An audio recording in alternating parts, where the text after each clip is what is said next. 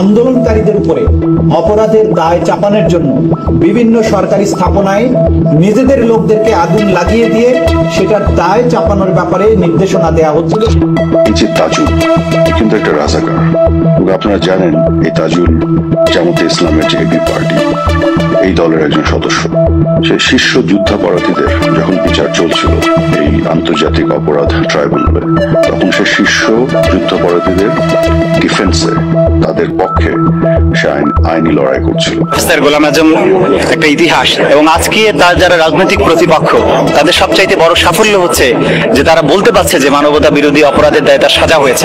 তাকে যে মামলায় সাজা দেওয়া হয়েছে সেই মামলাটি যে মিথ্যা ছিল, দুনিয়ার কাছে আমরা সেই মেসেজটি পৌঁছে দিতে চাই। অর্থাৎ বাংলাদেশে যে 1971 সালে মুক্তিযুদ্ধের সময় যে গণহত্যা হয়েছে, এই গণহত্যার যে সহযোগিতাকারী যারা ছিল যুদ্ধাপরাধী রাজাকার গোষ্ঠী, তাদের পক্ষে সে অবস্থান নিয়েছিল। সেই আইনজীবী, সেই রাজাকার তাজুল আজকে এসে নাকি আওয়ামী লীগের বিচার করবে গণহত্যার জন্য, এবং তার কিন্তু বিভিন্ন সময় মিথ্যা বলার বিভিন্ন ধরনের অভ্যাস আছে। আপনারা জানেন এর আগে বাংলাদেশের সাথে ভারতের একটি চুক্তি নিয়ে সে মিথ্যা কথা বলেছিল, যেটা আমরা ধরিয়ে গেছিলাম। সে বলেছিল যে বাংলাদেশের ভিতর দিয়ে ভারতে ট্রেন যাবে এবং সেই ট্রেনে নাকি গোলা বারুদ এবং সমরাস্ত্র সবকিছু নিয়ে যাওয়া হবে, এবং তার ফলে বাংলাদেশের স্বাধীনতা এবং সার্বভৌমত্ব ঝুঁকির মধ্যে পড়বে। এই ট্রেনগুলোর মাধ্যমে যদি অস্ত্র পরিবহন করা হয়, সেই অস্ত্রে যদি নাশকতার কোনো ব্যাপার ঘটে, তখন ভারত বলতে পারে যে আমার ট্রেনে হামলা হয়েছে, আমি এখানে মিলিটারি পাঠাবো।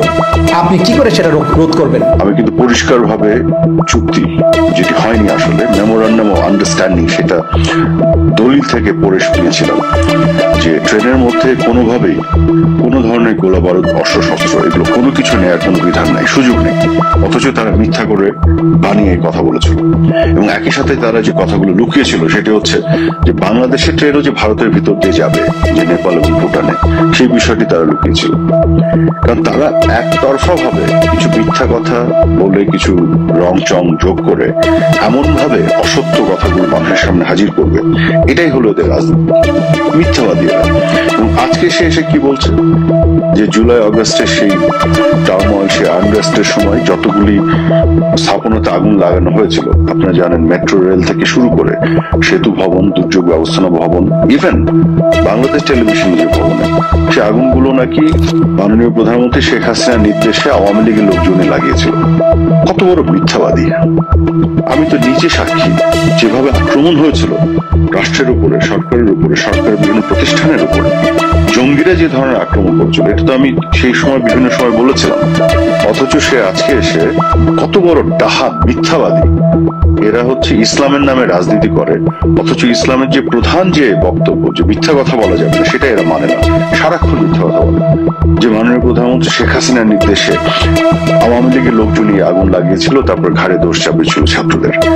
আমরা কিন্তু ছাত্রদের ঘাড়ে কখনোই দোষ চাপাইনি। আমি বিশেষ করে আমার বক্তব্যগুলো শুনে দেখো, সবসময় ছাত্রদেরকে বরং ডিফেন্ড করেছে। আমরা বলেছি ছাত্ররা এই কাজ করতে পারে না, এটা একটা তৃতীয় পক্ষ এই কাজ করছে, জঙ্গিরা এর মধ্যে ঢুকেছে, জামাতের মধ্যে ঢুকেছে, এবং এটা তো আজকে প্রমাণিত হয়ে গেছে। এবং খেয়াল করে দেখুন, এই ছাত্র সমন্বয়কদেরই একজন, সে নিজে কিন্তু আবার স্বীকার করেছে যে তারা যদি মেট্রো রেল না আগুন জ্বালাতো, তারা যদি পুলিশকে হত্যা না করতো, থানাতে আক্রমণ না করতো, তাহলে তাদের বিপ্লব সফল হতো না। আইন যদি মানতে যেতাম তাহলে কিন্তু এই বিপ্লবগুলো হতো না। যদি মেট্রো রেলে আগুন না দেওয়া হতো, যদি পুলিশদেরকে না মারা হতো, তাহলে বিপ্লবটা এত সহজেই অর্জিত হতো না, কিংবা ফ্যাসিবাদের পতন নিশ্চিত করা যেত। আমাদের যে মেট্রো রেলে হামলা করেছিল, তোমরা কি একলারা করেছিলে?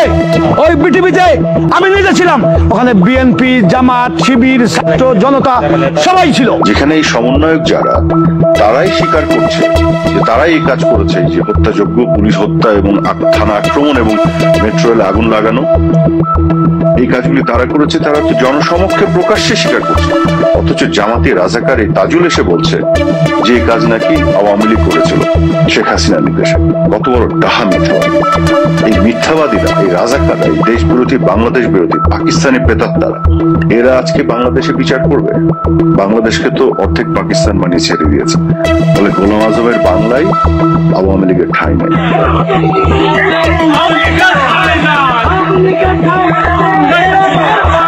অবশ্যই গোলাম আজমের তো বাংলা বলে কিছু নাই।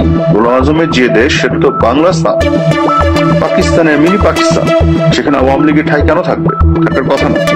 যে গোলাম আজম শুধু মুক্তিযুদ্ধের সময় বাংলাদেশের স্বাধীনতা বিরোধিতা করেনি, মুক্তিযুদ্ধের পরেও 1977 সাল পর্যন্ত সে বিভিন্নভাবে প্রচেষ্টা চালিয়ে গেছে বাংলাদেশকে যেন স্বীকৃতি দেওয়া হয়। সে বিভিন্নভাবে ফান্ড কালেকশন করেছে আবার বাংলাদেশকে পাকিস্তানের সাথে জুড়ে দেওয়া যায়। এই এত বড় দেশদ্রোহী রাজাকার তার পক্ষে অবস্থান নেয় এইসব রাজাকার তাজুল। আজকে এদের কাছে দেশপ্রেম শিখতে হবে? মিথ্যা কথা বলে বলে তারা ভারত বিদ্বেষী কথা বলে আওয়ামী লীগের সাথে যুক্ত করে মানুষকে বিভিন্নভাবে মানুষকে উস্কানি দেয়, অথচ মিথ্যা কথা বলে।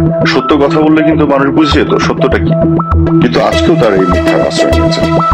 আমি আশা করবো যে দেশের জনগণ সত্য এবং মিথ্যার মধ্যে পার্থক্যটা নির্ণয় করতে সক্ষম হবেন এবং সত্যের পক্ষে দাঁড়াবেন, তাহলে অনেক কিছু সমাধান হয়ে যাবে। ধন্যবাদ আপনাদের সবাই।